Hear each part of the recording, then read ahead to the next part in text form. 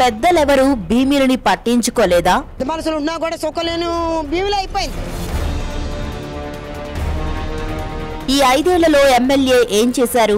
4.5 సంవత్సరాల్లో ఈయన చేసింది ఏమిటంటే పల్లెటూరులోకి ఎక్కడైతే ఖాళీ ప్లేసులు ఉన్నాయో గవర్నమెంట్ ప్లేసులు ఉన్నాయో ఆ ప్లేసుల్లోకి పంపించి భూ కబ్జాలు చేయడం ఇవే చేశారు తప్ప కానీ ఒక డెవలప్మెంట్ పని కూడా ఏది చేయలేదండి.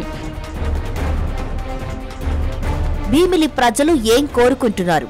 కడుపు నిండా తిండి, ఒక బట్ట, మా కష్టం వస్తే మా కష్టాలు వినే వ్యక్తి మాకు ఉంటే చాలు. మా కష్టాలు వినే వ్యక్తి మా దగ్గర లేడు. మేమేమో ఎక్కడికో వెళ్ళి మా కష్టాలు చెప్పుకోవాల్సిన పరిస్థితి మాకు వస్తుంది. యువతరం జనసేన వెంటే ఉన్నారు.